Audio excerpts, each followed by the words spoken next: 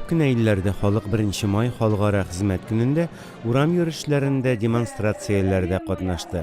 Молдова башкаласы Кишиневта коммунистлар һәм социалист фирка оештырган урам йөрешенә 1000 кеше кушылды. Социалист фирка тарафдарлары Молдованың Русия җитәкчелегендәге таможня берлегенә кушылуын яклаучы плакатлар күтәргән иде. Коммунистлар да, социалистлар да Молдовада хөкүмәтенең таратылуын таләп итте.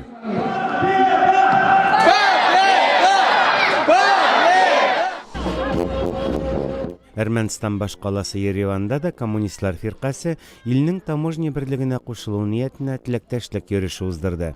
Чара Русия илчелеге каршында тәмамланды. Анда катнашучылар хәзерге вакытта үз иченә Русия, Беларус, Казакъстанны алган таможня берлегенә кушылуны яклау турында хат тапшырды.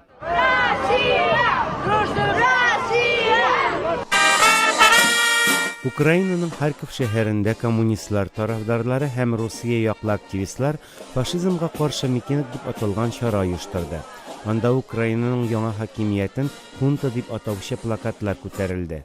Харьков Русия яклы сепаратистларның төп таянышы булган шәһәрләрнең берсе. Мы советские люди, мы помним, кто завоевал свободу и независимость для советской Украины.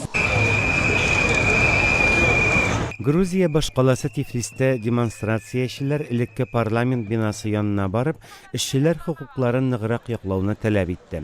Алар хөкүмәттән 1 майны ял көне дип игълан итүне, хезмәт шартларын тикшерүче идарә булдыруны һәм эшсезлекне киметү өчен чаралар күрүне таләп итте.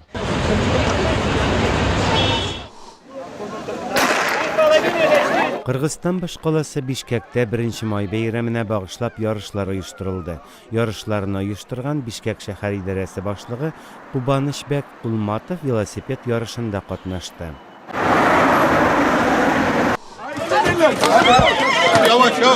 Азәрбайҗан башкаласы Бакуда 8 оппозицион активист хөкем ителүче мәхкәмә каршында полиция оппозицион активистлар белән бәрелешеп алды.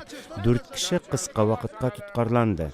Нида оппозицион яшьләр хәрәкәтенең 8 әгъзасы чуалышлар оештыруда, рөхсәтсез наркотиклар һәм кораллар йөртүдә гаепләнә. Алар үзләре исә бу гаепләүләр артында сәясәт тора дип белдерә.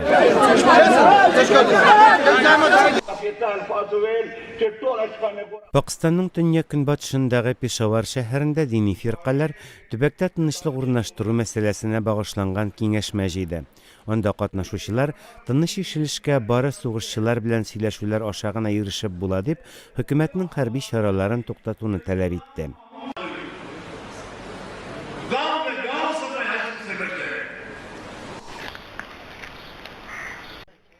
Шулай ук Пакистанның Махманд районында билгесез кешеләр узган төндә бомбалар шартлатып 2 мәктәпкә зыян китерде. Пакистанда мондый һөҗүмнәр еш булып тора.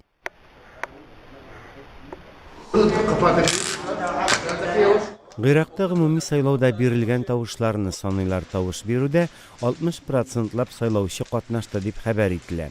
Беренче нәтиҗәләр әле кимендә 2 атнасыз игълан ителмәс дип көтелә. Бу сайлау премьер-министр Нури әл-Мәликинең 3нче мөддәткә хакимияттә калу-калмавын хәл итәчәк.